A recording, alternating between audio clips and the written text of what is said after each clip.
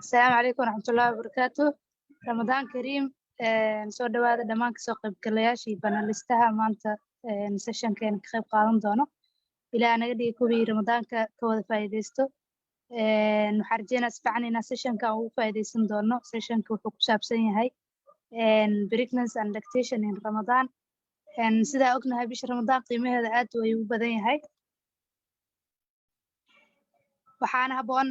in maamooyinka ay ugu faa'iideystaan caafimaad qab ayadoo laga fikirayo cunuga hadduu ahaan lahaa midka uur ku jiro iyo cunuga la nuujinayo iyo hooyada naftirkeedaba. waxaa si fiican uga bogan doonaa waxyaabo ku saabsan maamada nuujinaysa iyo maamada uurka leh, iyo waxyaabaha habboon in ay sameeyaan iyo waxyaabaha la rabo inay ka digtoonaadaan inta lagu jiro muddada bisha Ramadaan. banalisteen waxaa noo fadhiyay maanta Dr. Luul iyo Dr. Samira. marka ugu horeysa waxaa soo dhaweynayaa Dr. Luul oo ah consultant pediatrician, professorad ku takhasustay cudurrada caruurta, ahna macallimad ama barbaari soo saaray jiilal badan, haddana ah guddoomiyaha ururka dhakhaatiirta Soomaaliyeed, sidoo kaleeto Dean Faculty of Medicine jaamacadda Jasiira. Dr. Luul waxaa kugu soo dhaweynaya inaa nooga hadasho maanta lactationka iyo waxyaabaha ka dhexeeya maamooyinka nuujinaya markii la joogo xilliga Ramadaanka. bismillah, assalaamu calaykum waraxmatullah. marka hore waxaan u mahadcelinaa dhammaan jaamacadda Jasiira iyo isbitaalka jaamacadda oo soo diyaariyay barnaamijkan wacyigelinta oo aad u muhiim u ah kuna soo aaday waqtigii loo baahnay. waxaan kaloo u mahadcelinayaa moderatorka Dr. Maryam iyo Dr. Samira oo aan hawshan isla wadi doono iyo dhammaan kasoo qaybgalayaasha. waxaan leeyahay assalaamu calaykum waraxmatullahi wabarakaatu. Ramadaan kariim. haddii aan wax yar ka dhahno maanta wacyigelinteenu waxay ku saabsan tahay breastfeeding in Ramadan oo ah naas nuujinta iyo soonka waxyaabaha laga dhihi karo. markaan ka hadalno naas nuujinta sida ogyahay waa maxay ahayd wax quraanka oo sheegay oo aayad quraan waay in hooyo kasta inay nuujiso ilmaheeda muddo 2 sano ah. marka anagoo taas ka duuleyno ayaa waxaan maanta soo qaadanay maadaama naas nuujinta arrin muhiim ah ilmaha u ah, hooyada u ah, bulshadana u ah. saddexdaba waxay u tahay muhiim in ilmaha naas la nuujiyo. ilmaha waxay ka qayb qaadanaysaa korriinkooda, caafimaadkooda iyo waxtarkooda dambe. hooyada waxay u taraysaa inay hooyada wax badan ka faa'iido oo ah ilmaheeda markay naaska nuujinayso waxaa ka dhalanaya jacayl, waxaa ka dhalanaya caafimaad iyo midda u dambeysa oo ah inay bulshada dhankooda faa'iideysan doonto. haddii aan galno dhanka soonkan waxaa ognahay inuu yahay qayb ka mid ah 5 tiir ee islaamka. saa darteed waa wax qof kasta oo muslim ah oo qaangaar waajib ku ah. hooyooyinkana kuwaas ayay ka mid yihiin, laakiin mar walbaba diinteenu waxaa waaye maxay diin oo naseexa iyo cilmi ilaahi ku dhisan. mar walba waxay leedahay dad oo laga fasax qaado. waxaa ka mid ah dadkaas oo aan soonka qasab oo ku noqonayn oo ah inay leeyihiin in qofka aan awoodin inuu iska dhaafi karo, sida dadka waayeelada ah, hooyada uurka leh, hooyada naaska nuujinayso, dadka safarka ku jiro. kuwaasoo dhan waxay u tahay in ay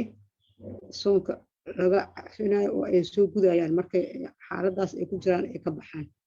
marka taasna waa arrin kale oo muhiim oo in lagu baraarugo u baahan. waxaa laga yaabaa dad badan inay aaminsan yihiin maadaama aad muslim tahay in aad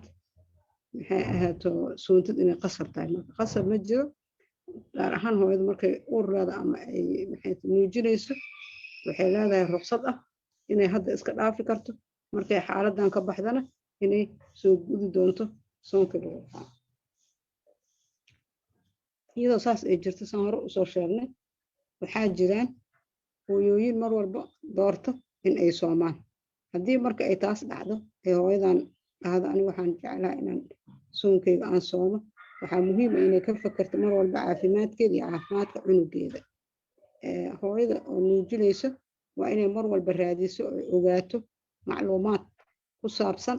haddii ay naaska nuujinayso oo ay la soomayso maxaa laga rabaa, maxaa u fiican maxaa u xun marka waa inay raadisaa macluumaad ayna ka weydiisaa dadka oo ah maxay ahayd ahlu dikriga ama dadka fahamsan waxaan ama bartay sida dhakhtarkeedii caruurta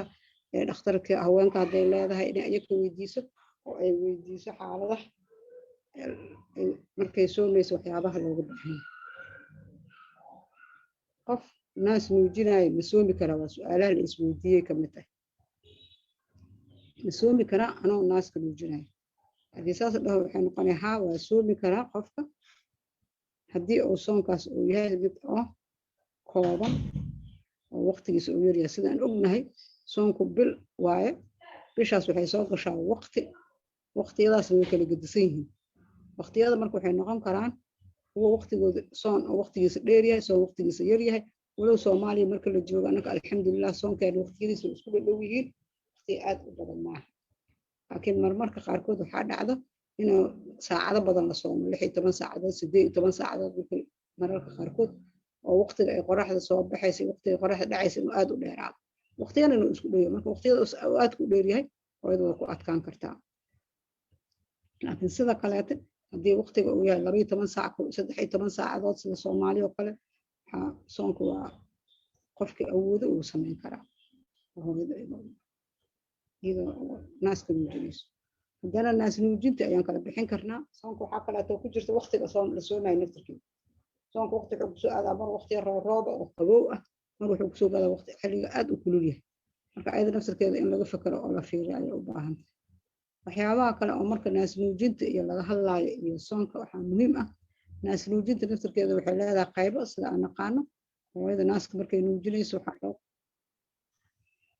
hooyada markay naaska nuujinayso waa la qaybiyaa waxaa ka mid ah hooyooyinka qaarkood marka ay dhashaan waqtiga naaska la nuujiyo naas nuujin barax tiran ayaa la dhahaa naas nuujintaas waxaa waqtiga oo hooyada markay dhasho ilaa ay cunuga 6 bilood ka gaarayo wuxuu u baahan yahay cuntada ugu fiican waxa ugu fiican oo ilmaha la siiyo waa naaska kaligiis oo aan waxba loogu dareemin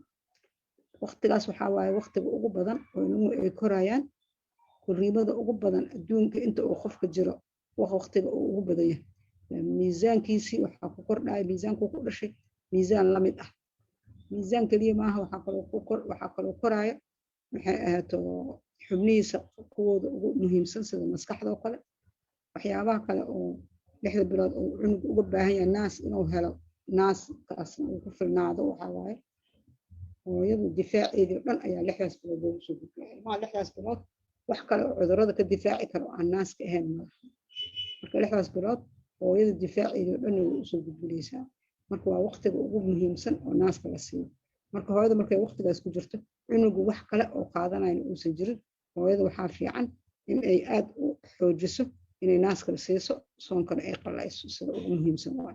haddii ay markaas rabto inay siiso waa ka gooni laakiin sida qaalibka maadaama cunugan la rabo in la siiyo 8 goor ama 10 goor maalintii naaska oo in lagu celceliyo naaska la rabo in naaska waqti badan oo nuugo la rabo taas ayaa waxay keenaysaa in aad loogu baahan yahay waana waqtiga ugu muhiimsan oo ilmaha ay korayeen laakiin ilmaha naaska kale wuxuu noqonaa marka 6 bilood laga soo tago 6 bilood ilaa iyo sanad ilaa iyo 2 sano cunugu mar walba wuxuu haystaa cunno kaleeto cunadii kaleeto loo bilaabay marka hooyada naaskeedana waa siinay cunadii kalena waa ugu daraysaa cunadaas oo ah cunno nafaqo leh oo cunuga koriimadiisa ka qayb qaadanaysa loogu darayaa marka way isku kabayaan markaas qasab maaha in oo naaska kaliya ma la siinayo oo wax kale ugu darsan marka hooyada markaan way soomi kartaa oo ka qafiifsan yahay kii hore aan soo sheegnay marka mar walba waa in xaaladda la fiiriyo naas soonku wax ma ka bedelayaa naas nuujintii caanihii naaska wax ma ka bedelayaa sida la og yahay oo maxay ahayd cilmi baarisyo badan oo la sameeyay la ogaaday soonku waxba ma ka bedelo caanaha maxay ahayd oo caanaha oo hooyada waxay ahaan doonaan sidoodii waxay laga yaabaa wax yar oo maxay ahayd qaybaha oo vitaminiska inuu ka yaraado taas xataa waxay dhacdaa markii oo 24 saac wax ka badan hooyada ama waqti badan ay soonaanayso markay waqtigan kooban ay soonaanayso caano wax badan iska bedelayaan marka laga fiiriyo dhanka maxay ahayd waxtarka marka laga fiiriyo dhanka oo maxay ahayd caanihi tiradoodina sidoo ay ahaanayaan oo caanihii ay soo saaraysay hooyada kuwii markay sooneed iyo markay sooneen isku mid ayay ahaanayaan oo caano isku filan oo ayay soo saari kartaa marka soonku wax badan caanaha uma dhimi karo xaaladaha kaleeta ayaa ku dhimi kara wax badan uma dhimi karo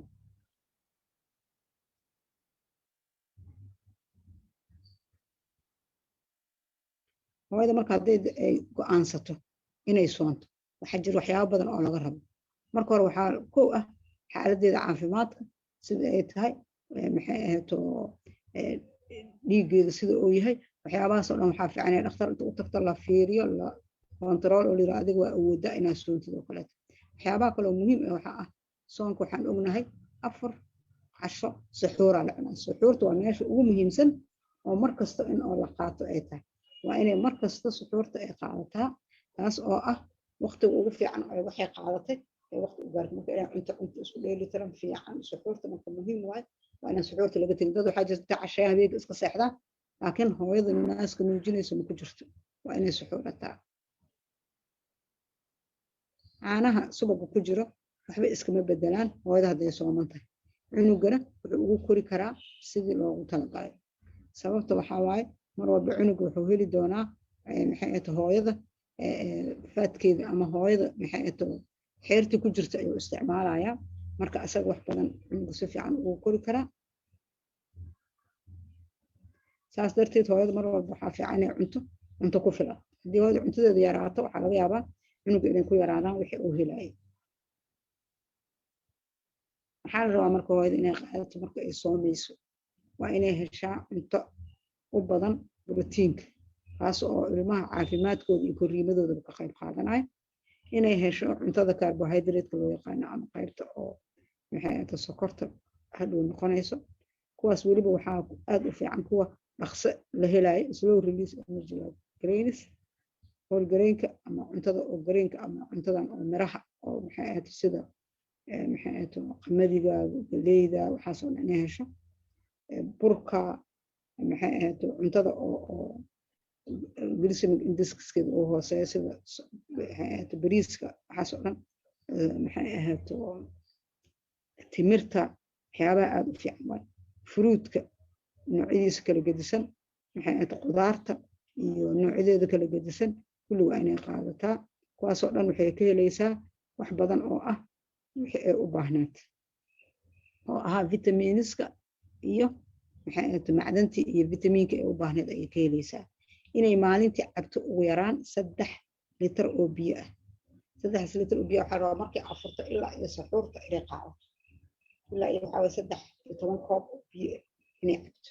marka biyaha waa waxa ugu muhiimsan oo naas nuujinta ka qayb qaato marka waa inay qaadataa iyo inay nasato hooyada waxyaabaha kale oo muhiimka waxaa marka ay naaska nuujinayso nasasho oo ina soomayso marka haddii ay shaqo qabato ama wax badan socod badan samayso waxay dhuminay energy-gaasna wuxuu yareynaa tabarteedii marka tabar daraa ku dhacayso waxaa kaleetoo muhiim ah inay habeenkii seexato ilaa iyo 8 saacadood oo aan dhafan habeenkii inay seexato waqti fiican kadibna markay cishaa inta la dukado salaad taraawiixda la yimaado hooyada day seexato ilaa iyo suxuurta ay hurdo waxay helaysaa nasasho ku filan waxaa ka yaraanaya stresska iyo waxyaabahaas oo dhan inay iska yarayso waa waxyaabaha muhiimka u ah marka ay hooyada ay rabta inay soonto naaska la nuujiso waxyaabahan waxay muhiim u yihiin banaas nuujinta guud ahaan marka la soomaayna waxay sii noqonayaan wax oo muhiim sii ah hooyada mar walba waxaa laga rabaa inay caafimaad qabto marka ay naaska nuujinayso marka ay soomayso naaska la nuujinayso waa inay caafimaad qabtaa marka mar walba waa inay og tahay caafimaadkeeda iyo caafimaadka cunugeeda haddii ay goosato inay soonto naas la nuujiso waa inay mar walba indhaha ku hayso caafimaadkeeda iyo midka cunugeeda taas ayaa muhiim ah waa inay la tashataa dhakhtarkeeda waa inay maxay ahaato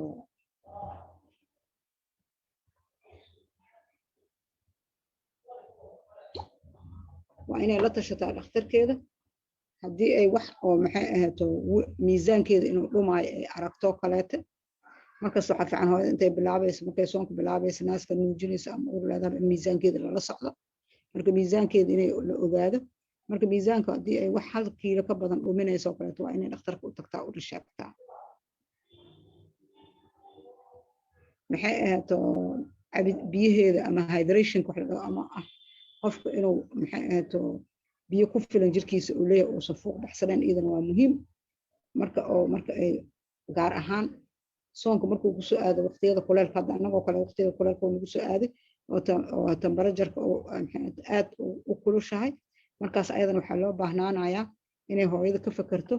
biyaheedaas in caafimaadka jirkeeda inuu biyihii loogu talagalay inuu haysto in kale iyo unsan fuuq bixin gaar ahaan maxay ahayd waxaan dhahnay waqtiyada samarka ama waqtiyada uu soonku dheer yahay labadaasba waa la fiiriyaa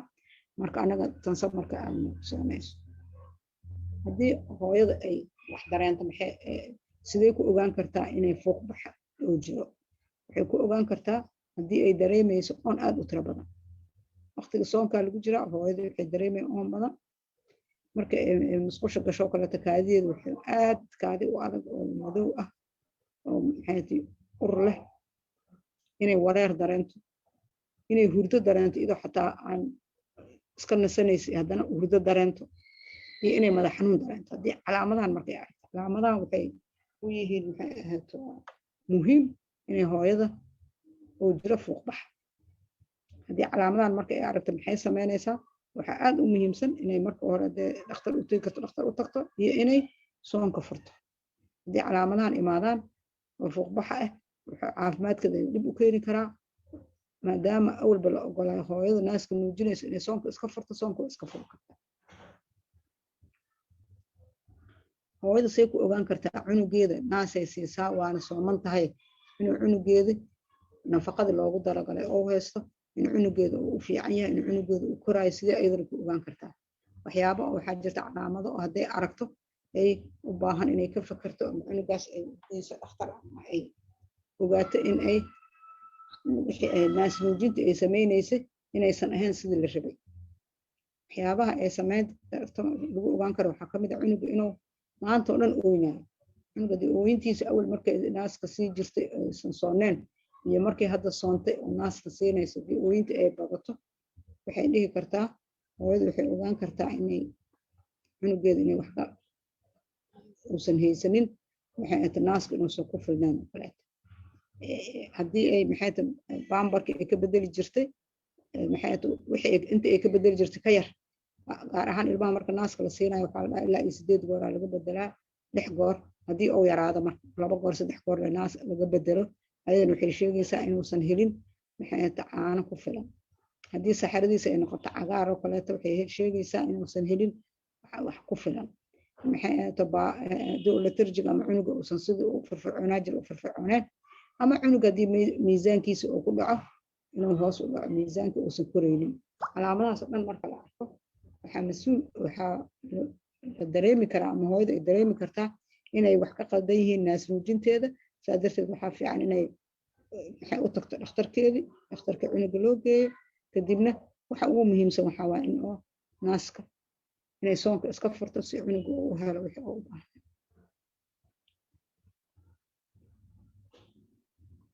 mar walba waxaa muhiim ah oo la rabaa in la ogaado in cunuga uu helo maxay ahayd wixii loogu talagalay oo si nabad ah cunugaas uu u koro maxay ahayd marka waxyaabaha oo muhiimka waxaa ka mid ah oo kula tali doono maxay ahayd dhakhaatiirta carruurta ay ku taliyaan in hooyada ay soonka joojiso oo ay soonka furto arrintaas oo allahna oo u ogol yahay cunugeedana oo ugu fiicnaanaya inay qaadato iyo inaysan sameynin waxyaabaha qaarkood oo ah haddii naaska ku filneen waxaan ugu darayaa cunno kale waxaan siinaa caano waxaan siinaa biyo waxaan siinaa shaah waxaas inaysan dhihin oo ay wado exclusive breastfeeding oo ah inay siiso naaska keliya sababta la ogyahay 6 bilood ugu horeyso ilmahana anaga maxay waxa ugu fiican oo la siiyo waa naaska anaga waliba gaar ahaan markaan ku noolnahay wadamada soo koraayo aad ayay muhiim noogu tahay sababtoo ah ma heli karna caano oo maxay ahayd cunuga ku filan in loo helo lacag waayo caanaha hooyada waxaa laga yaabaa dhaqaale ahaan binays u awoodin waxaa laga yaabaa biyaha lagu qasaayo oo nadiif ah inaysan waddankeena jirin oo loo baahan yahay biyo nadiif ah waxaa loo baahan yahay qiyaasta sida loo sii lahay caanahaas naftirkooda inay hooyada taqaano waxaan ognahay hooyooyinka badankood inaysan waxaas qiyaasi karin oo loo baahnaanayo in cunuga meeqo u baahan yahay la cabiro naaska laakiin ilaaha isugu talagalay waa isku dheelitiran yahay waa isku qiyaasan yahay haddii la siiyo cunugu wuu ku kori karaa marka inay hooyooyinku u ogolaadaan ilmahooda haddii ay awoodi waayaan ama dhanka ha ka imaado dhanka hooyada ama ha ka timaado dhanka cunugee haddii la awoodi waayo in naasnuujinta iyo soonka la isku wado waxaan aad ugu tali lahayn inay hooyada soonka iska furto ilaahay ruqsadda uu siiye ay qaadato cunugeedii ayaduba ay si fiican ku noolaadaan waqtiga dambena ay iska soo guddo soonka lagu laaxado soonkaas ay soo qallayso insha allah mar kasta oo hooyada ay dareento wax oo maxay ahayd wax u dhibaayo maxay ahayd ayada nafteeda ama ilmaheeda waxa aad u fiican inay u tagto dhakhaatiirta oo aysan ka maxay ahayd mar walba ay la xiriirto ayaguna ay si fiican ula taliyaan dhakhaatiirta iyo bahda caafimaadka waxaan kula tali lahaa markay arkaan hooyo uur leh ama hooyo cunug nuujinaysa inay weydiiyaan hooyada naas ma nuujisaa xaaladeeda sidee waaye ma sooman tahay waxyaabahaas oo dhan waxyaabo badan oo la ogaaday daraasaado la ogaaday waxaa la ogaaday hooyada markay timaado goobaha caafimaadka inaan bala weydiin hooyo ma sooman tahay maxay ahayd xaaladaadu waa sidee marka in lagu daro hadda kadib maxay ahayd history taking ama maxay ahayd waraysiga hooyada lala yeelanayo ama waxqabadka qaybaha caafimaadka maxay ahayd asaasiga ee hooyada iyo dhallaanka shaqada ay qabanayaan inay ku darsadaan hooyadan xaaladeeda caafimaadka iyo ayadoo u weydiinayaan inay soontay in kale hadday soontay sidee ayay xaaladeeda caafimaadka ayada iyo cunugeeda ay yihiin هذا وما سنتين انت سوق بالدوينة يا سؤال ولا يودي كرا وما سنتين جزاك الله خير ترلول محمود محمد هذا وما سنتها بدن نوغا warbixisay hooyada nuujinayso iyo sidoo kale dhalaankeeda iyo waxyaabaha looga baahan yahay iyo markii habboon tahay inay soonto iyo markii aan habbooneen Dr. aad ugu mahadcelinaya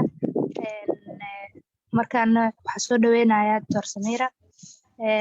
Dr. Samira waa consultant OBGYN oo ka shaqo gasho isbitaalka jaamacadda Jazeera ayadana waxay nooga warbixin doontaa maamada uurka leh iyo waxyaabaha looga baahan yahay iyo waxyaabaha ay iska ilaalinayso inta lagu jiro bisha Ramadaan soo dhawaad Dr. Samira السلام عليكم دمان kasoo qayb galayaasha qaybta ka hadli doona waxa waaye saameynta Ramadaanka uu ku leeyahay ama soonka uu ku leeyahay hooyooyinka uurka leh marka ka hadlayna pregnancy waxaa dhici kara hooyada markasta caadi iska weyso kale ama baaritaan loo sameeyo sida kaadida oo kale in lagu baaro oo lagu arko hooyada inay uur leedahay oo kale ama in dhiigga laga qaado oo kale la ogaado inay leedahay kadibna lagu xaqiijiyo computer in uurkii ku sameysmay meeshii loogu talagalay markaas waxaa dhici karna hooyada uur ay leedahay uurkan waa wax markasta oo loo baahan yahay hooyo kastana ku hamilaysa inay sameyso because of generation kasta waxyaabo ku tarmaya waaye diinteena aad looga dardaarmay oo lahay nabi sallallahu alayhi wasallam uu dhahay badiyaa si aan namal qiyaamo ay ugu faan umadeena marka ka hadlayna pregnancy ama uurka wuxuu maraa 3 marxaladood first trimester marxalad ugu horeysa 3 bilood ugu horeyso iyo marxaladda labaad 3 bilood oo loo yaqaan second trimesterka sidoo kale waxaa la sidaa marxalad saddexaad oo loo yaqaan third trimesterka marka ka hadlayno first trimesterka ama marxaladda koowaad waa mid ugu adag oo inta badan hooyooyinka ay la kulmayaan sababtoo ah waa xilliga ugu horeeyo oo isbedelka ugu horeysa uu ku bilaabmayo jirka hooyada ilmihii inay meesha ku abuurmaan oo darbigii ku abuurmaan sidoo kale organogenesis xilliga dhacaysa waa xubnaha ugu muhiimsan ilmihii maxaa lahaa CNS oo kale xubnaha ugu badan waqtiga dhamaystirmayaan waa sidoo kale waana waqtiga oo pregnancy ee dhacaysa waa waqtiyada ugu badan oo dhacaysa kale hooyooyinka dhibaatooyin ku imaanaysa toxicity-ga ka saqad hooyada hadii daawo qaato kale ama hadii hooyadii waxyaabo oo dietary ay qaato kale dhibaatooyin ay ka imaan karto waana waqtiga ugu badan oo isbedelada jirka ku dhacayaan waana waqtiga oo hooyooyinka ugu badan ee dareemaan oo kale sida morning sickness ama walaac wixii Soomaalidu u yaqaanaan inta badan dhibaatooyinkaas hooyooyinka oo muddo badan lalabada badan waqtiga ee hooyada ku imaanaysa marka saameynta oo Ramadaanka ku yeelan karo waxyaabaha cilmi sida loo qoraa ka hadli doonaa waxyaabaha ugu horeeya waxaa kamid ah hooyada marka Ramadaanka markay soomayso kale waxyaabaha soo wajahay ama ku imaanayo kale waxaa kamid hooyadii inay calories ama energy iyo tamartii kale hooyada inay aad u yarto oo kale sababtoo ah hooyadii wax ma qaadanayso way sooman tahay jirkeeda isbedelaa ku jiro nafaqadii way ku yartahay oo kale sidoo kale waxyaaba hooyada emergency waxa kamid biyihii oo kale haddaysan hooyadii biyo qaadanin oo kale pregnancy tahay intaagiin uu ku yaryahay hooyadii dhibaatooyin badanaa imaanayso waxyaabaha kale imaanaya waxaa kamid vitaminskii iyo mineralskii kale hooyada inay ku yaryihiin oo kale waxyaabahaas dhan way soo wajahayaan hooyada xilliga ay sooman tahay haddana uur leedahay soo marka waxyaaba waxaa jira marka hooyooyinka waxyaabaha fiidan waxaa kamid hooyadan uurka leh ma soomi kartaa mise ma soomi karto markaa dheheen hooyadan ma soomi kartaa mise ma soomi karto go-aanka ugu horeeya waxaa qaadanaya dhakhtarka hooyada kow inay dhakhtar la xiriirto dhakhtarka go-aanka isla gaaraan isla diskas gareeyaan inay soomi karto in kale waxyaabaha loo fiirinayo waxaa kamid kow hooyada gestational pregnancy marxaladee mareyso hooyada 3 bilood ugu horeeya may ku jirtaa 3 bilood oo dhex may ku jirtaa 3 bilood oo dambe may ku jirtaa marxaladda hooyada uurkeeda uu marayo kale kow taas go-aanka waa la gaaray because marxaladaha koowaad oo kale waa xilliga ugu badan ee hooyada ku adkaanayso inay soonkii wado sidoo kale waxyaabaha kale ay ku xiran tahay waxaa kamid cimilada oo kale haddii cimilada meel aad u kulul ee taho kale gaar ahaan hadda waqtiyada ku jirto kale waqti aad u kulushahay jirkeena biyo badan oo saarayo oo dehydration qofkii caadiga iska noqonayo hooyada marka uurka leedahana dehydrationka uu sii badanayo kale sidoo kale waxyaabaha go-aanka lagu qaadanayo waxaa kamid waqtiyada la soomayo alxamdulilah aniga ilaah ma nuuciyo waxyaaba waqtigaas waxaa kamid 12 saac ilaa 13 saacadood waqti aad u badan maahan laakiin mararka qaar wadamada qaar waxaa jira waqtiga aad u dheer oo kale hooyadii haddii cilmi baaris la sameeyo waxaa la hooyooyinka qaar haddii waqti dheer soomaan oo kale kawsaq 8 saac ka badan haddii soomaan hooyooyinkaas saameyn badan ay ku yeelan kartaa caafimaadkeeda iyo caafimaadka cunugaba sidoo kale waxaa kamid nafaqada hooyada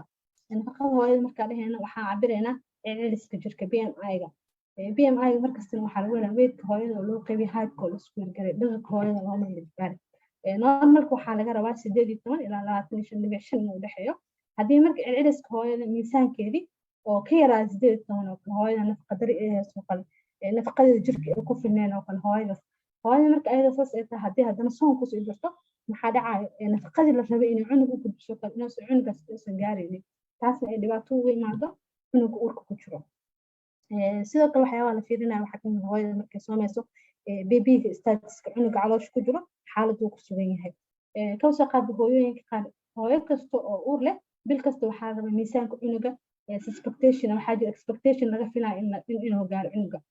hooyada markay 8 bilood tahoo kale normalka waxaa laga rabaa 2 gram oo kale 2 kilogram inuu gaaro cunuga kawsoo qaada hooyada 8 bilood ayada markay ku imaado computerka asaarka kale cunuga waxaa 500 gram inuu yahay oo miisaankii laga rabo aad ugu hooseeyo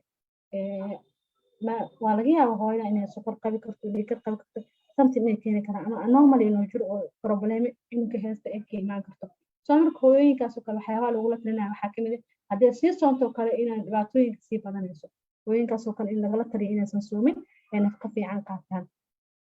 sidoo kale qodob kale waxaa kamid activity hooyada ay sameynayso hooyada kale hadday shaqeyso shaqo aad u culus ay ka shaqeynayso oo kale maalintii oo dhan ay daaleyso maanta 12 ay taagantahay oo kale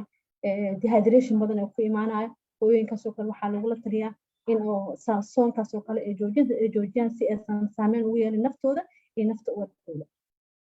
sidoo kale waxyaabaha la fiirinayo kamid hooyada hadday qabto kale medical conditions sida dhiigkar ama sokor aan controleen oo kale hooyadii hadday leedahay oo kale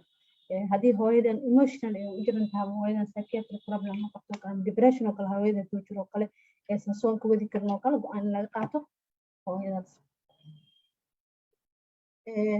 medical conditionska marka cudurrada qaar oo hooyooyinka lagula talinayo inay soonka aysan sii wadi karin oo kale haddii hooyada anemic ay tahay kale aad anemigeeda ugu hooseeyo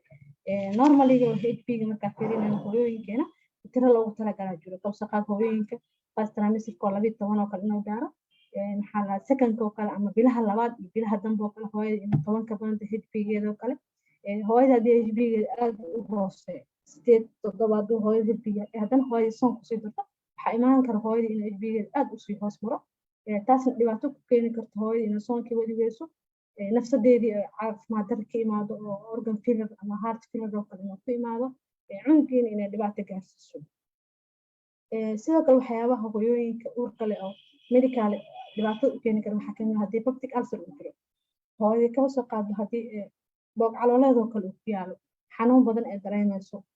hooyadii ee matag badan leedahay marka qaar biliidin uu ka imaanayaan haddana soonkii ay kusii darto kale dhibaatada way kasii badanaysaa ama haddii qabto kale hooyadii diabetic aan la controleyn oo kale normalka diabetic sokorteeda kale hooyada in la cabiro hoos waxaa jira sokor oo 3 bilood mar la cabiro hemoglobin A1C normalkan waxaa laga rabaa less than 6.5 hooyada haddii aad u badan tahay marka qaar xataa hooyooyinka waxaa lagula taliyaa in aad markay 10 ka badan tahay kale hemoglobin A1C geeda kale hooyada dhibaatooyin anomaly oo kale cunuga inay dhibaato u keeni karto sokortaas aad u badan nafsadeedana inay dhibaato u keeni karto sidoo kale waxyaabahaas haddii hooyada kidney problem ay qabto ama keliyaheeda kale aysan shaqaynaynin oo kale ama hooyadii dialysis u socdo ramadaankiina hooyadii isku wadi karto ayadoo uur leh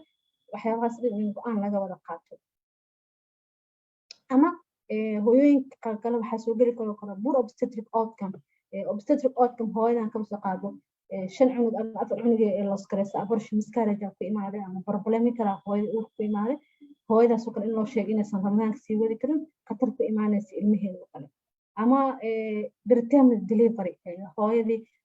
waxaa history waxay u leedahay hore waxay u dhashay ilmo aana bilo dhameys ahayn lagu jiro ilmadii kulushahay biyo badan riskiga dhibaatada kasii badan karto soo marka hooyooyinka in lagula taliyo in go'aan qaataan intaysan suumin ka hor go'aan dhakhtarka ee kala tashaan marka haddii hooyada soonto kale maxaa imaan karo hooyadii waxyaabaha la kulmi karto waxaa kamid ah daal badan inay dareento because waqti badanaa la soonaana waqti badanaa cuntadii cabitaankii wixii dhan maxaa laga maqnaanaa hooyadii inay daal badan ay dareento sidoo kale sokortii oo kale hooyadii inay ka dhacdo oo kale dhidid badan hooyadii inay confuse noqoto sokortii marka la cabiro inay sokorteeda aad u hooseyso normal waxaa markay ka hooseyso 70 ilaa miligram per deciliter hooyadii inay ka hooseyso ama hooyadii matag iyo lalabo inay leedahay aad uma tagayso aad u maxaa lalboonayso oo xilliyada ugu horeeya ee uurka ay ku jirto kale marka haddii hooyadii kusii soonto dhibaatada way kasii badanaysaa ama hooyadii haddaysan cunto qaadanin hooyadii waa soontay cuntadii maysan qaadanin ama irontii supplementionkii maysan helin hooyadii anemic inay sii noqoto sidoo kale hooyadii waxyaabaha ka imaan kara wax kamid constipation oo kale markay jirto saxaradii inay ku adkaato caadiyan waxaa la hooyooyinka uurka leh constipation aa jiro 80% hooyooyinka waxyaabay develop gareen waxaa kamid ah saxarada inay ku dhigto sababtana waxaa waaye hormonal dheecaano jirka lagu soo deynayo aa keenayo oo motilitygii intestainkii inay yaraadaan saasna ay ku imaado marka hooyadii haddii ayadoo saas physiological jaundice ku imaanaya constipation ay lahayd haddana haddaysan wax fiican ayadoo sii soonto dhibaatada way kasii badnaanaysaa waxyaabaha kaloo ka imaan kara waxaa kamid ah kahdida collectation marka waxaa maraynaya dhibaatooyinka hooyada ee la kulmi karto waxaa kamid ah sidoo kale inay riskiga oo UTI-ga oo kale infection ku dhacaya kaada mareenka oo kale hooyadii inay ku baato sababtoo haddaysan hooyadii biyo badan cabin waxaa imaanaya bacteria badan meesha ku korto taas ay u nuglaato inay infectionkii aad ugu bato sidoo kale waxaa kamid ah hooyooyinka oo kale pressurekooda inay bato because of normalka hooyada uurka leh xilliyada ugu horeysa oo kale pressureka uu dhacsan because of hormonal laakiin haddii hooyadii biyo badan aysan cabin sport badan ee jirkeeda ku jirto taasna waxay keeni kartaa in pressurekeeda oo bato sidoo kale emotional problem hooyadii inay la imaado oo hooyadii xataa haddii problem hore u qabto oo kale mental problem ay qabto oo kale haddana pregnant kusii darsantay balaas ramadaankii inay dhibaatadii sii badanayso sidoo kale kaliya maahan hooyada inay dhibaato ku imaan karto waxyaabaha dhibaatada ka imaan kara waxaa kamid ah cunug oo kale inay problem ku imaado waxyaabaha ku imaanaya waxaa kamid ah movementiga cunug inuu yaraa dhaqdhaqaaqa cunuga oo kale normalka hooyada waxaa lahaa dhaqdhaqaaqa cunuga saacadii oo kale waxaa la rabaa in 10 mar camal uu dhaqdhaqaaqo hooyadaas oo kale marka dhaqdhaqaaqa hooyada cunuga hooyada dhaqdhaqaaqiisa kale inay seexato attention siiso inuu dhaqaaqayo in kale because of dehydrationkaas badan way saameyn kartaa dhaqdhaqaaqa cunuga inuu yaraado sidoo kale waxaa imaanaya sizeka babyga iyo balsantada kale inay yaraato waxaa lahaa cilmi baaris la sameeyey waxaa la ogaaday saameynta ramadaanka oo kale waxyaabaha lagu arko waxaa kamid ah case control study la sameeyey in oo birth weightka balancetal weightka inay yaraanayso laakiin aysan saameyn ku yeelanaynin miisaanka cunuga uu ku dhalanayo sidoo kale waxyaabaha ka imaan kara waxaa kamid ah biyaha ilmaha ku hareereysan ilmaha waxaa ku hareereysan amniotic fluid fluidkaas oo kale biyahaas oo kale ilmaha ay ku dhex jiraan inay yaraadaan hooyada haddaysan biyo badan qaadin aysan socoto biyahaas yaraadana waxay keeni karaan ilmihii oo kale hadday biyo waayaan oo kale badanaa waxaa imaada anhydromas biyihi inay ilmihii ka dhamaadaan oo kale hooyadii waxyaabaha ku imaan kara wax kamid cunugii wadna garaac inuu ka xumaado oo kale sidoo kale hooyadaas xataa waxaa laga yaabaa ayadoo foolnas inuu wadna garaac ku xumaado hooyadii dhowda qaliin lahoo kale cunug meesha laga soo bixiyo ama cunugii hooyadii inuu meesha ku dhinto oo kale ama stillbirth inuu ku dhacdo marka saameyn ku yeelan karaa ramadaanka hooyada uurka leh qatarta ilaa intee la egtahay cilmi baaris oo la sameeyaa sheegi doona updateski cilmi baarista marka la sameynayo markasta waxay fiirinayaan hooyadan uurka leh oona sooman oodkanka kasoo baxayo oo ku aadan cunuga saameyn ku yeelatay iyo hooyada saameynta ku yeelatay marka ugu horeysa waxaa laga hadlay neonatal maxaa la oodkanka gaar ahaan weydka cunuga weydka cunuga markaa ka hadlaya normalka ilmaha waxaa raba inay ku dhashaan 2 kiilo 2.5 ilaa 3.5 kilogram inay ku dhashaan hadduu ilmaha low inay miisaankii la rabay ilmihii aysan ku dhalanin marka waxaa lahay study la sameeyey oo lasoo arooriyay meta analysis oo gaaray ilaa 21 study waxay sheegeen waxaa daatada laga arooriyay 31,444 hooyo oo uur lahayd kadibna waxaa la ogaaday 19 kamid ah inaysan wax saameyn ah ku yeelanin uurka taasna waxay caddeed u tahay ay soo saareen inaysan xiriir ka dhexeynin hooyada sooman oo uurka leh iyo miisaanka oo ilmahaas ku dhashaan saameyn inaysan lahayn wax clinical significant aysan ahayn oosan soonka saameynaynin miisaanka ilmaha ay ku dhalanayaan sidoo kale waxyaabaha oo study laga sameeyey oo cilmi baarista lagu sameeyey oo la fiirinayo waxaa kamid ah ilmaha waqtiga dhalanayaan normalka waxaa la rabaa ilmaha inay 9 bilood 37 asbuuc kadib dhashaan wixii 37 asbuuc ka yar ku dhashan waxaa loo yaqaanaa preterm birth ama ilmihii oo waqtigii la gaaray ku dhalin ama dhicis ahaan ku dhashaan daatada la sameeyey marka oo gabdho badan oo muslimiin laga aruuriyo oo sognaa uurna lahaa waxaa la ogaaday waxay ahaayeen 78 ilaa 109 dadkaasna waxaa la soo ogaaday inay saameyn ku yeelatay ramadaankii waqtigaas dheer ee soonaayeen inay lagu arkay ilmihii inay waqtigooda ayagoo gaarin ee qol qabatay sidii ay ku dhasheen gaar ahaan waqtiyaday badanayeen waxaa kamid ah second trimester-ka ama marxaladda bisha 6aad bisha 7aad bisha 8aad oo dhan ilmihii ku dhasheen marka la raadiyay saameynta sababta keenayso inay ilmahaas waqtigooda ayagoo la gaarin ay dhashaan ilaa hadda si fiican looma fahansano laakiin waxyaabaha la xiriirinayo waxaa kamid ah inay stress response waxyaabo oo dheecaana jirka lagu soo deynayo oo cortisolka oo kale inay ka qayb qaadanayaan hooyada inay dhalmadeedii xilli hore ay imaado sidoo kale waxyaabaha oo lagu dhahayo inay keentay dhalmada oo xilli hore soo degdegto waxaa kamid ah inay dhiiggii socodkii oo ibidii ka imaanaya iyo uteruskii dhiiggii inuu yaraado oo kale isbedelo ku imaadeen isbedeladaas ku imaadan ee noqotay inay fooshii ama dhalmadii hooyadii usoo hormarto dhankaas intaas waxaa waay cilmi baarista lagu sameeyey ilmaha saameynta ku yeelanayso hooyada dhankeeda marka saameynta ku yeelanayso ramadaanka hooyada sooman waxaa lahay gestational diabetic waxaa waaye hooyada sooman hooyada oo uurka intay leedahay sokorta ku dhacdo laga bilaabo 5 bilood ilaa iyo hooyada ay ka dhalayso 6 asbuuc ugu horeysa waxaa loo yaqaanaa gestational diabetic sokorta hooyada xilliga uurka ku dhacdo sokortaana marka waxaa lahaa daatooyin badan oo la sameeyey Iran oo kale daata laga sameeyey ama cilmi baaris laga sameeyey waxay sheegayeen haddii hooyada BMI-geeda ama celceliska miisaankeeda uu badan yahay ama hooyada aad u weynanta oo kale haddii soonka inuu faa'iido ugu jirto oo riski hooyadii ku wajihi lahayd ku imaado sokorta uurka ee ka yaraanayso laakiin hadda tan waxay noo sheegaysaa study la sameeyey 345 hooyo oo laga arooriyey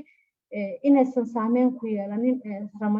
ramadaanka inaysan saameyn ama sokortaas inaysan saameyn ku yeelanin miisaanka ilmaha iyo hooyadaba taas markaan dhahay waxaan ka wadnaa normalka waxaa ognahay hooyada sokorta qabto inay keenayso macrosomia ama ilmihii miisaankooda oo weynaado laakiin waxaa lahay markii hooyada iyadoo sooman oo sokor qabto fasting waqti dheer ay ahaato faa'iido ugu jirto because ilmihii inay macrosomic ka badbaadaan aan arkay sidoo kale waxyaabaha riskiga lagu arkay waxaa kamid ah neonatal hyperbilirubinemia bilirubinta oo kale ilmihii inay cagaarka jirka uu ku badanayo kale sidoo kale reedka oo neonatal hypoglycemic ay yareynayso marka faa'iidooyinka oo hooyooyinka marka uu leeyahay laakiin hooyooyinka waxyaabaha kale oo la wajahayaan ayagoo sooma waxaa ka mid ah in hooyo tabar aad saaid dareemayso sidoo kale hooyadii inay fuuqbax jirkeedii kale biyihii ku jiro kale ay yaraanayaan dehydrated ay noqonayso laakiin taasna ay keeni karto hooyadii inay ku adkaato inay soonkii sii wado ama in uurkii xataa ay wado ay ku adkaato ee saameyn ku yeelato ilmihii waxyaabaha kale oo sii badinayo inay hooyadan fuuqbax ku imaado waxaa kamid haddii episode of vomiting hadduu jiro kale hooyada haddii matagayso kale ama hooyada haddii shuban uu jiro kale hooyadii ay sooman tahay dhibaatada way kasii badnaanaysaa intaas waxaan dhacayo jirkii oo kale inuu ketones badan lagu arko because of dehydrationka tamarta sokortina jirka ka baxdan ayadana way keeni kartaa energyga inuu ka lumaan hooyo daciiftinimo saaid lagu arko sidoo kale waxaan lahay studyada la sameeyey waxaa kamid ama cilmi baarista la sameeyey antenatal parameters antenatal care markaa ka hadlayno waxaa la daryeelka hooyadii xilliga ee uurka leedahay oo kale inay dhakhtarkii tagto cunugii la cabiro badanaa waxyaabaa la fiirinaya waxaa kamid ah ilmaha parameterska in cunugii la cabiro agekiisa ma u dhigmaa meeqa biloodoo marooya caafimaadkiisa see waaye miisaanka cunuga oo laga rabo ma jooga mase wuu ka hooseeyaa sidoo kale waxyaabo deformity ama waxyaabo oo problem ma jiro sida wadnihii kale in dhibaato ka jirto keliyo dhibaato ma ka jirto waxyaabaas dhan waxaa antenatal care ama daryeelka hooyada xilliga uurka leedahay in la sameeyo soo marka hooyooyinka uurka leh oo sooma istadiyada qaar ama cilmibaarisada qaar waxay sheegeen inaysan saameyn ku yeelanaynin mashariska ilmaha uurka ku jiro marka laga reebo keliya inay yaraanayso amniotic fluidka ama biyaha ilmaha ay ku jiraan oo kale biyaha ilmaha marka ay ku jiraan waa la cabira inta badan waxaa loo yaqaan amniotic fluid index amniotic fluid indexka normalka tiraa laga rabaa normalka 5 ilaa 25 soo marka hadday yaraadaan oo kale waxaa imaanayso oligohydramnios biyihii inay yaraadaan ambiilaan inay jirto ilmihii biyo anhydramnios waaye ilmaha biyaha ka dhamaado kale hooyadii in la dhaho sababta keenaysana waxay tahay maternal dehydrationka biyo la-aanta ku imaado hooyadaas taasna waxay ka imaan kartaa laba mid hooyadii inaysan biyo qaadanin oo waqti dheer ina sooneed ama hooyadii inaysan maxaa biyo ku filan qaadanin biyo way cabaysa laakiin hooyadii wax ku filan maysan qaadanin ama way sooneed ama waxaa dhici karta high temperature cimilada aad u kulul sidaad waqtiyada ku jirto kale aad u kulul tahay jirkeena biyo badan uu sii deynaa soo marka factorieskaas badan waxay keenayaan hooyooyinka inay biyihii ilmihii ay ku yaraadaan biyaha markay ilmaha ku yaraadaan marka maxaa imaanaya biyaha markay ilmaha ku yaraadaan waxaa imaanaya perinatal death ilmihii inay dhintaan oo kale ama deformity oo kale inay meeshii deformity ama club food oo kale ama calqalooc oo kale inuu cunugii ku imaado sababtoo ah waxyaabo ku dhaqdhaqaaqayo oo movementii ku sameynayo waxay tahay waa biyuhu ku jiro biyaha kuwa ugu kale inay soo laabmaan ama cunugii isku dhago korkiisa qaleel noqdo waxyaabahaas lagu arko sidoo kale biyaha ka dhamaanaya ilmihii oo kale sabab waxay u noqon kartaa cunugii asoona bilo dhammaysan inuu dhasho ama miisaanka laga inuusan noqonin oo miisaankaas soo sheegna oo kale inuu cunugii ka yaraado miisaan yari uu ku dhasho ama cunugii ugu dhashay markuu dhashay kadib inuu caafimaad darro oo ka imaado waxyaabahaas dhan way imaan karaan soo marka hooyooyinka waxyaabaha lagula talinayo waxaa kamid ah hooyo kastoo xilli kasta ha ku jirto marxalad kastoo uurka ha marayso inay markasta si la xiriirto dhakhtarkeeda markastana fiirisa ilmaheeda maxaa isbedel haddii antenatal care ay samayn jirto hooyadii bishii mar inay markaan xilliga ramadaanka lagu jiro kale inay bishii 2 mar every 2 weeks ama 15 days kadib 15 bir kadib hooyada inay dhakhtarka la kulanto marka waxyaabahaas dhan cilmi baarisidaas dhan waxay sheegeen hooyooyinka inay saameyn ku yeelan karto ramadaanka see marka hooyadan iyadoo soomayso oo waajibkeeda gudanayso ku soomi karta iyadoo caafimaad qabta iyo cunugeeda caafimaad qaba marka waxyaabaha laga rabo waxaa kamid koob hooyada inay aad ugu diyaar garowdo ramadaanka inay waxyaabihii laga rabay wacyigelinadii inay fiirsato kale daawato kale cilmigii oo kale dhaqaatiirta inay la discuss karayso waxyaabaha sameynayso boontiyada la siinayo ama talooyinka la siinayo hooyada inay qaadato sidoo kale medical advice inay raadsato haddii wax kusoo kordhaan oo kale isla markaas inay dhakhtarkeeda la xiriirto sidoo kale hooyadii haddii cudurro hore ay jiraan oo kale maxaa la sida sokor ama dhiig kar oo kale haddii qabto oo kale inay maxaa la iska controlsho dhakhtarkii la xiriirto daawooyinka loo qoro sidooda u qaado markaas colostrum inay hooyadiisa sidoo kale waxyaabaha hooyada oo lagula talinayo oo si safely u soonto badbaado ayadan nafteeda u cunugeeda u waxaa waay hooyadii inay haddii dhibaato aragto kale inay hooyadan ramadaanka ay furo karto inaysan hooyadii go-aan qaadanin aysan dhihin bishaan ramadaan waa inay dhamaystaa because of wax kastaa kugu dhici karo maalintii adoo soomana waxaa laga yaabaa galabti 11 saac oo kale inay sokorti kaa dhacdo xaaladaad ay xumaato kale markaasoo kale hooyadii inaysan dhihin maanta dhan asoon kusoo wada xilligaa maajara waa inay joojisa inay ay samayso sidoo kale waxyaabaha laga rabo waxaa kamid ah reorganize your work shaqadii kale inay isku dheeli karto because of hooyada haddii shaqo badan ay qabanayso kale maalinta ayadoo sooman laga yaabo xataa inay xanuuno qabto kale diabetic ay qabto shaqadii guriga ay qabanayso banaanka ay kasoo shaqeynayso kale hooyadii inay afkorodina isku noqonayso dhibaatooyin badan ay kala kulanto soonkiina kusii tacbaantaa laga yaabaa soo marka hooyadii inay shaqadeedii si qurux badan isku aadsato balaas inay caafimaad wacto kale family qayb kamid inay shaqadii la qabtaan oo kale waqtigii afurta xataa mararka qaar inay shaqadeeda qaar ka dhigato habeenkii markii afurto marka waxaa la gudboon oo hooyada markay soonto maxay sameynaysaa waxyaabaha laga rabo hooyada sooman waxaa kamid ah markii afurtoo kale hooyada iyo badan because of biyahaas badan hooyadana faa'iido ugu jirto cunugana faa'iido ugu jirto sidoo kale waxyaabaha oo markii afurto laga rabo waxaa kamid ah inay timir qaadato because of timirta macdan badanaa ku jirto iron badanaa ku jirto sidoo kale badan hooyada way helaysaa hooyada marka waxyaabaha marka sokorta lagu maxaa timirta looga talinayo waxaa kamid ah waxyaaba waxaa ku jiro oo contractionka ama xanuunka abuuraya foosha hooyooyinka marka waxyaabaha lagula talinayo waxaa kamid sokor timirtoo kale inay wax yar ka qaataan oo kale because of contractionkaas may keeni kartaa xanuunka foosha ma bilowdo hooyooyinka qaar sokorta qabana sokoraa ku jirto in ayadana iska yareeyaan sidoo kale waxyaabaha oo hooyooyinka afurka lagula talinayo waxaa kamid ah inay cunto isku dheelitiran qaadato cunto isku dheelitiran qaadato marka waxaa ninka dhahay waxaa ka wadaa cuntooyinka caadiya waxay kooban yihiin kuwo energy laga helo sida carbohydrate oo kale sida cuntooyinka oo qobka leh caruurka ee Soomaalida sida qamadiga galleyda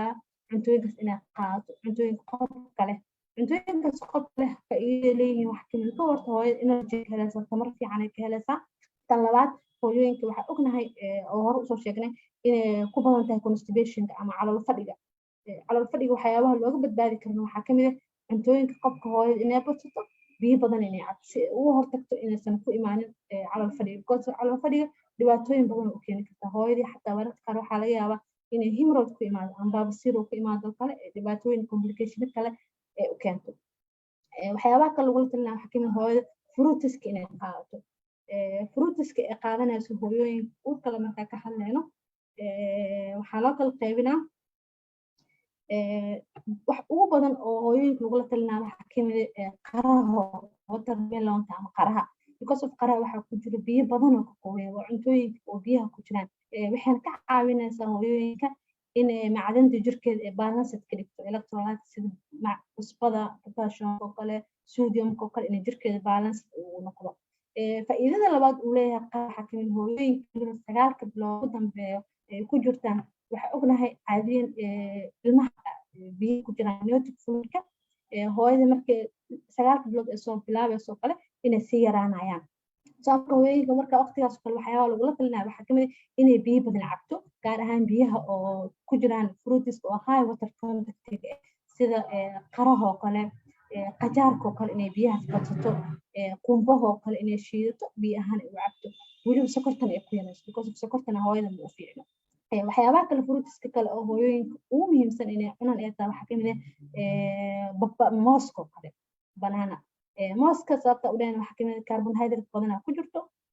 hooyooyinkan waxaa kamid caafimaadka oo kolonka yani constipationka ama calool fadhiga oo kale waxyaabaha ka difaacaya ku jira dhiig la'aanta oo kale asna ka difaaca hooyooyinka mooska aad loogu taliyaa inay ku afraan oo kale hooyadii sidoo kale hooyooyinka inay badsadaan orange juice liin jaalada oo kale oranjaha inay badsadaan because of vitamin C badan ku jirto hooyadana waa u baahan tahay cunugana u baahan yahay sidoo kale waxyaabaha hooyooyinka fruitiska oo lagula talinayo inay afurka badsadaan oo wax kamid avocado oo kale because of avocado waxaa ku jiro healthy fats dufan oo caafimaad qabto sidoo kale waxaa ku jiro folate ilmaha hooyada u fiican yahay folic acid ku jiro sidoo kale waxyaabaha ka qayb qaadanaya waxaa ka jira caafimaadka iyo koriimada cunuga uurka ku jiro gaar ahaan maskaxda kale u fiican tahay soo marka hooyooyinka waxyaabaha lagula talinaya wax kamid fruitiska oo kale tufaax oo kale asigana waxaa ku jira vitamins badan potassium badan ku jirto hooyada marka waxyaabaha lagula talinaya ku jirta marka dhehena marxaladkood marka cuntooyin waxaa jiro hooyooyinka hadday qaataan oo kale dhibaatooyin u imaanaysa markaan oo kale waxaa kamid ah cananaaska oo kale babaayga oo kale hooyooyinka waa looga digaa xilliga weliba marxaladda ugu horeysa 3 bilood ugu horeyso sababtoo ah ilmahaas inay soo dhicisaan ama soo baxaan ay u keeni kartaa iyo caanaha oo kale hooyada inay qaadato sidoo kale hooyada waxyaabaha laga rabo waxaa kamid ah borotiiniska sida ukunta oo kale hooyada inay qaadato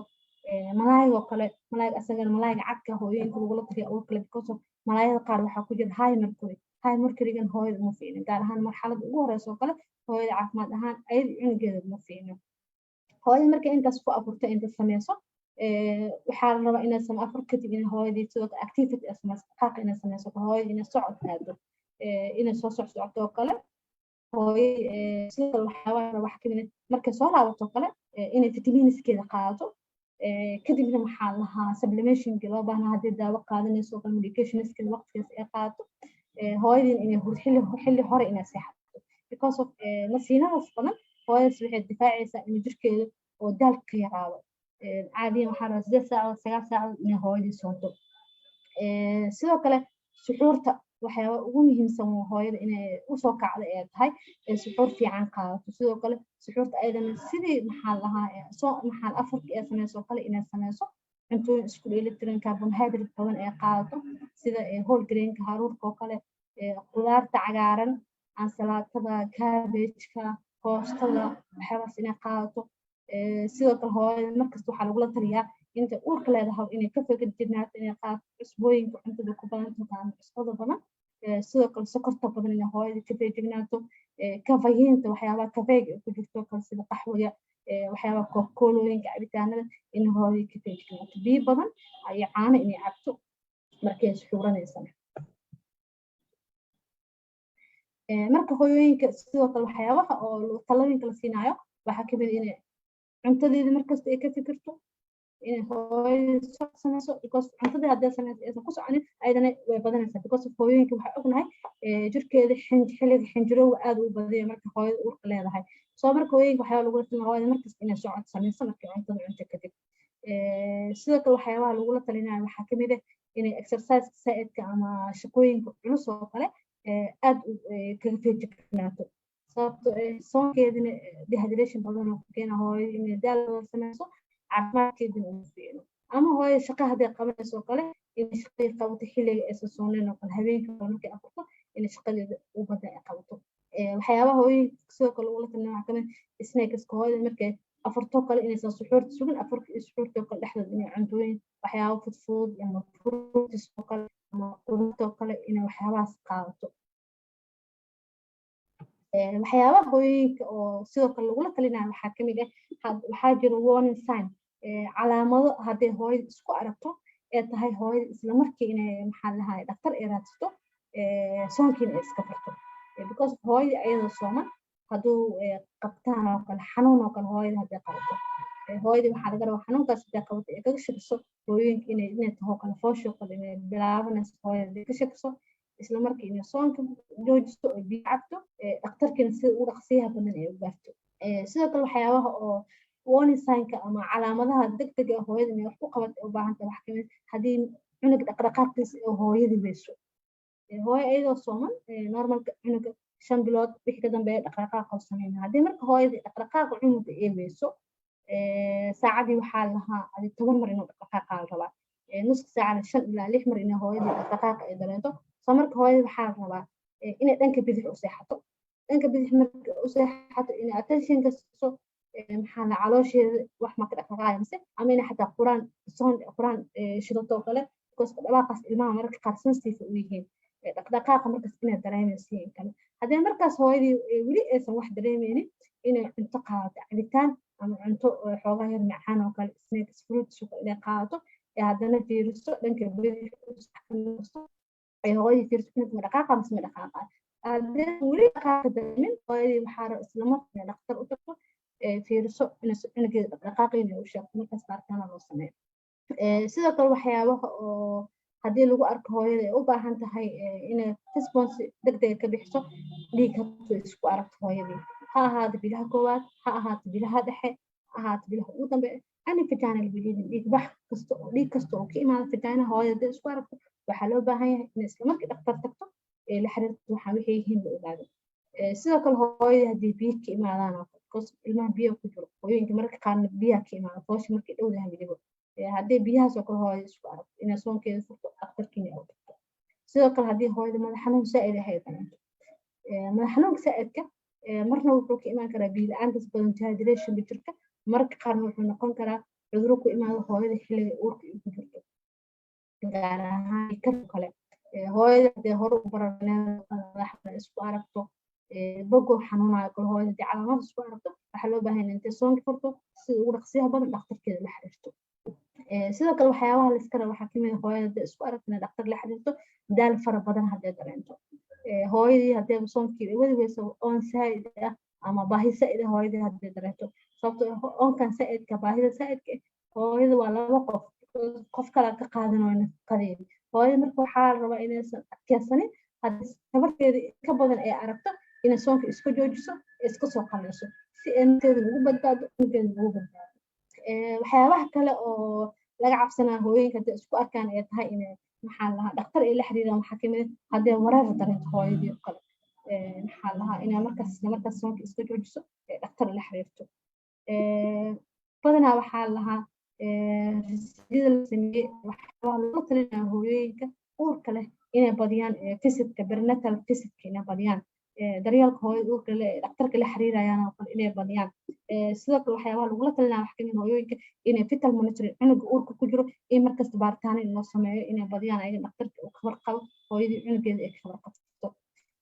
sidoo kale kaadida baaritaan in looga sameeyo because of meelaha oo laga arkayo hooyadan inay aad fuuqbax u tahay oo jirkeeda biyo badan uu ka maqan yahay oo dehydrated yahay waxaa kamid ah kaadidoo kale marka la fiiriyo waxaa lagu arkaa waxyaabo keton ah ketonkaasoo kale waa meesha go-aanka lagu qaadanayo hooyadan inay soonkeeda joojinayso oo biyo badan ay u baahan tahay iyo inay sii wadanayso soo marka hooyooyinka waa inay si joogto ah ula xiriiraan dhakhtarka markaan waxaa ka hadlaynaa waxyaabaha ku saabsan gaalaanada cilmi baarisada laga qoray iyo talooyinka laga rabo in la siiyo hooyooyinka uurka leh balaas sokorta qaba hooyooyinka sokorta qaba waxyaabaha lagula talinaya waxaa kamid ko hooyadii inay dhakhtarkooda la xiriirto dhakhtarkiina hooyadii inuu u sheego cilmi maxaa aqoon ku filan inuu siiyo sokorta waxyaabaha calaamadaha ku arki karto sokorta markay ka dhaceyso oo kale sokorta markay kaxsanto oo kale hooyada si loo baaro cabirkii oo kale hooyada in gurigii ay soo dhigato oo kale markas ay iskala socoto sababtoo ah hooyo sokor qabto balaas sooman balaas uur leh waxaa isku darsan waa saddex rool oo saddex factor oo kala duwan taasaa waxay keeni karta inay carqalado ku imaado oo jirka isbedel weyn ka imaado ama sokorta inay kacdo kale ama sokorta aad ugu dhacdo kale ama ketones badan jirka lagu arko soo marka hooyooyin laga hadlo oo dhibaatooyinka ka imaan karto haddii soonto kale ayadoo sokor qabto iyo dhibaatooyinka ku dhici karta cunuga hooyada inta uurka leedahay badanaa waxaa cilmi baarisada la sameynayay hooyooyinka uurka leh way yaraayeen cilmi baarisyo badan lagama sameynin soo marka laakiin wax kaliya la ogaado waxaa kamid ah sokortoo kale hooyada sokorta qabto oo sooman inaysan effect ama saameyn ku yeelanaynin miisaanka ilmaha aysan isbedelaynin miisaanka ilmaha waa cilmi baarisada la sameeyey oo lasoo ogaaday waana weli wax gaab jiro waaye oo u baahan in cilmi baaris lagu sameeyo saameynta oo ramadaanka ku yeelan karo hooyada uurka leh balaas sokor qabto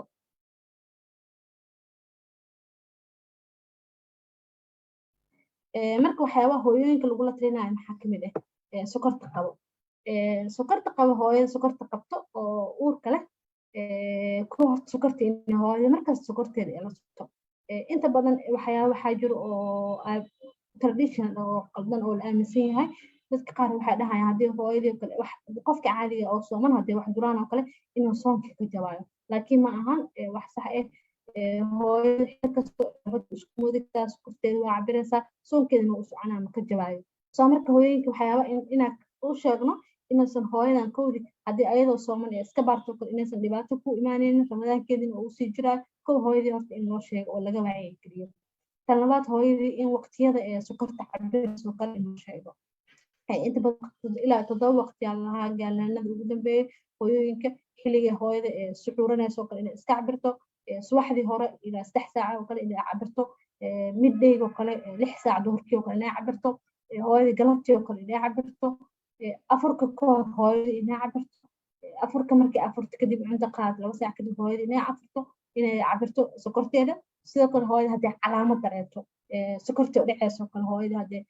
maxaa la dhidid badan confusion badan ee dareento wadnacaaseen hooyada haddii dareento ama xaaladeed ay sii xumaanayso ayadoo caadi waqti nolosheeda caadiga ku jirta haddii xaaladeeda xumaato kale in waqtigaas iska sii cabiri karto sidoo kale hooyooyinka waxyaabaha lagula talinaya waxaa kamid ah inay dhakhtarkeeda markasta ay la xiriirto because of way ka riski badan tahay hooyada caadiga oon cudur kale qabin oo uur kale ayadoo sooman marka hooyada markii aan u sheegno in iska cabirto kale waxyaabaha laga rabo xakim hooyada sokorteeda in normalka meeqa laga rabo aan hooyada inaa u sheegtay sababtoo sokorta hooyada haddii san aqoonin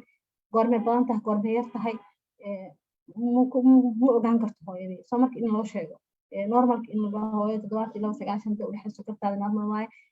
hooyada haddii iska cabirto kale 300 oo kale ay ka badato kale hooyada inay saacad kala jeegarayso haddii weli sokorta sii kacsanto oo kale sida ugu dhaqsi badan dhakhtarka la xiriirto haddii hooyada sokorteeda dhacsanto oo kale 72 ee ka yarto oo kale ama hooyada calaamada ee dareemayso oo kale hooyada sida ugu dhaqsiyaha badan dhakhtar la xiriirto haddii hooyada xanuuno kale ay qabto kale maxaa dhiig karoo kale hooyada haddii qabto inay dhiig iska cabirto kale haddii dhiigeeda badan yahay oo kale maxaa lahaa 149 hooyadii ka bato kale sidoo kale ayadana waxaa dhakhtar inay la xiriirto oo lala taliyo u baahan saa hore usoo sheegnay sidoo kale haddii dhaqdhaqaaq cunug oo yaraado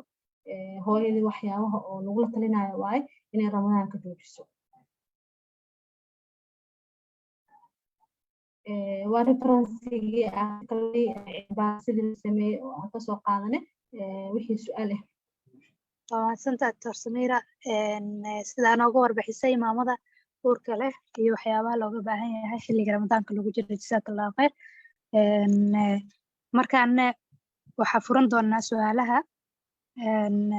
waqtiga yar aa haysano si aa uga faa'iidaysano waxaa rajeynaa su-aalaha qabtiin inaa soo daysaan kadibna aa ku kala wareejiyo dhakhaatiirta si ay nooga jawaab bixiyaan soo dhawaada qofkii su-aal qabo ama ha soo qoro ama mikrofoonka dictooreysada iyo dhammaan dhakhaatiirta kaloo meesha ku jirto waa mahadsantihiin sida quruxda badan presentation u soo jeedisay su-aasheed waxay ku saabsan tahay maamo oo pregnancy ah oo adii 2 week meelahaas uur leh oo lafijariskii hyperemesis gravidum marka ayadu way awoodaa inay soonto laakiin markii la gaaro xilliga iftaarka waxay dareemaysaa laba fara badan iyo matag iyo qabanayo laakiin whole day markay fasting gareynayso sooman tahay waxaas dhan ma dareemayso way fiican tahay marka maxaa lagula talin lahaa cuntada xaggeeda miya masdaawoyin u baahan tahay what's the approach maxaan sameyn lahayd calaykum salaam doctora marka ugu horeyso aad kaaga mahadcelinaa su-aashii weydiisay waa su-aal aad muhiim ah hooyooyinka abortionka ka horta waxaa muhiima hooyadan meeqa abortion samaysa in la ogaado because of haddii abortion isku xiga ee samaysay that's micnaheedu wuxuu yahay bad obstetric history waxyaabaha oo outcomekeedu inuu xun yahay hooyadan because of ilmo isku xiga haddii samayso risk factor way badanay hooyooyinkaasoo kale waxyaabaha lagula talinayo waxaa kamid ah maadaama hadda uur caafimaad qabo ee haysato inay hooyadii soonka joojiso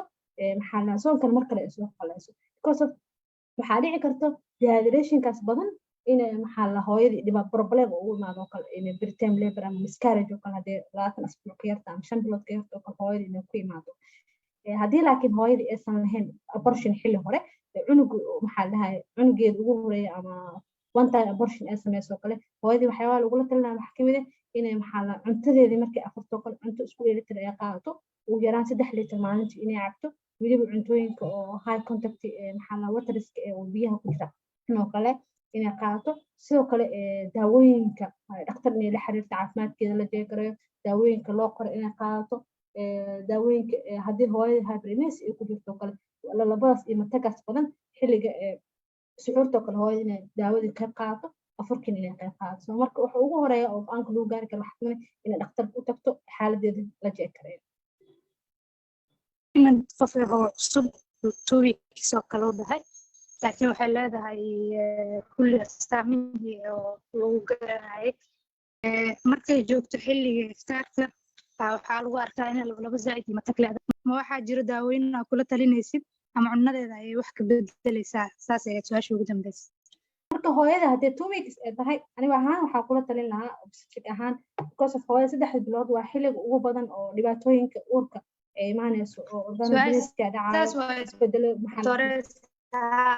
isbedelo badanaa jirka ka jiro soo marka hooyada waxaa kula talin lahaa daawooyin inay qaadato oo lalabada iyo mataga looga hortagi karo cuntooyin badan inay qaadato isku dheelitiran gaar ahaan cuntooyinka fruitiska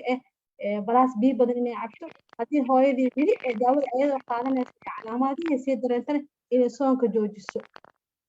gaar ahaan daawooyinka matag inta badan daawooyin waxaa jiro oo looga hortago food bank of clinic lahaa safe way hooyada uurka way qaadan kartaa hooyadii sedation waxaa muddo fiican way ka heli kartaa lalabada iyo matag waa ka hortagaa iyo daawooyinka oo kala kasta loo isticmaalaa sida shurooyinka kafiskonka kale hooyada intaysan cunto qaadanin ka hor inay qaadato Torres waa mahadsan tahay waxaa kala jirtay su'aal noogu soo qoray chatboxka maamo 38 week ah oo aanan oo soomi karto laakiin ma xilliyada qaar waxay aad u dareentaa daal fara badan marka ayadana maxaa lagula talin lahaa 38 asbuuc almost waa 9 biloodaasi dhamaanayo daal fara badanna way dareemaysaa ko horta hooyadii CBC-deeda kale ama HB-geeda oo kale hooyadii daal badan wuu imaanaa sidoo kale hooyada haddii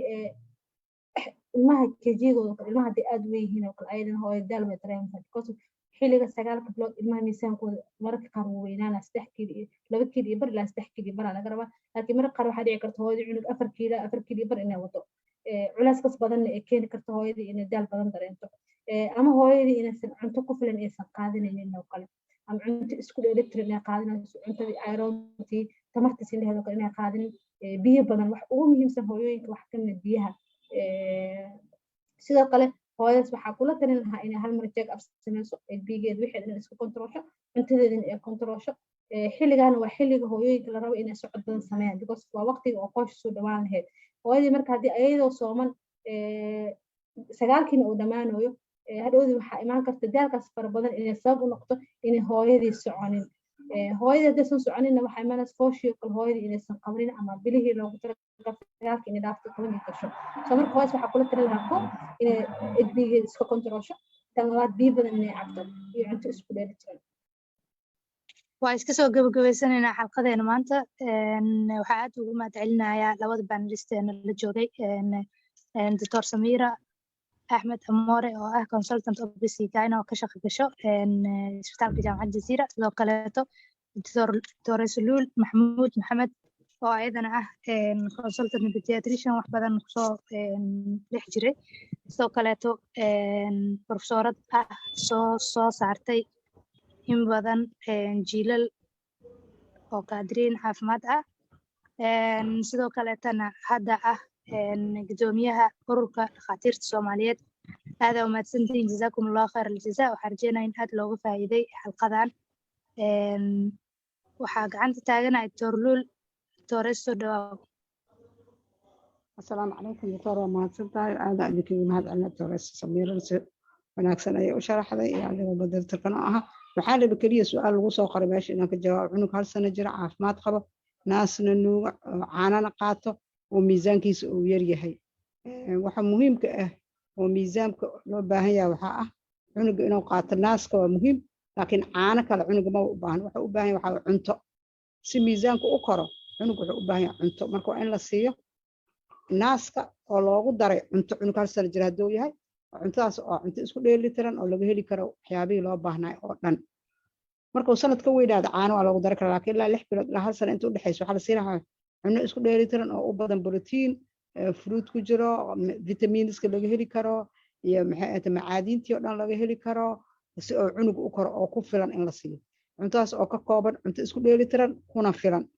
ilaa iyo 3 goor 4 goor inuu cuntadas qaato naaska hooyadana loogu daro markaas waxaa laga yaabaa cunuga inuu koro haddii uu taas inta la siiyo uu kori waayen in la baaro waxaa jira waxyaabo oo keenayo inuu kori waayo oo cudurro ah oo aan markaas loo jeedin laakiin imaan karaan sida inuusan maxay ahaato cunuga absorptionka oo kaleeto inuu ka ficnaan cuntadii jirkiisa aysan si fiican u galaynin ama inay jiraan cudurro chronic ah oo aan aad markaas la arkaynin oo inuu korin ayba u tahay calaamad marka in dhakhtar carruura loo geeyo la fiiriya u baahnaana laakiin marka hore waa in cunnada la siinaayo la kontaroolo cunno saxa la siiyo naaska iyo cunnana la isku daro cunnadaasna ay tahay cunno uu ku koraayo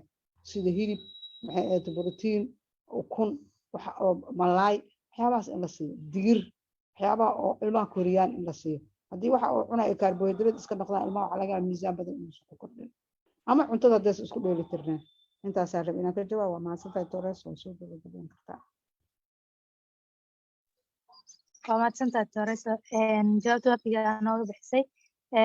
aad ugu mahadcelinaya dhammaan kasoo qaybgalayaasha iyo sidoo kaleeto baanilistaha labada dhakhtar Dr. Samiir iyo Dr. Luul jazakumullahu khayran insha Allah waxaan rajeynaa kulanti dambe iyo casharo sidaan oo kale u faa'iido badan inaan ku kulanno waana mahadsantihiin kasoo qaybgalkiina maalin wanaagsan asalaamu calaykum waraxmatullahi wabarakaatu waa noo xiran yahay shirka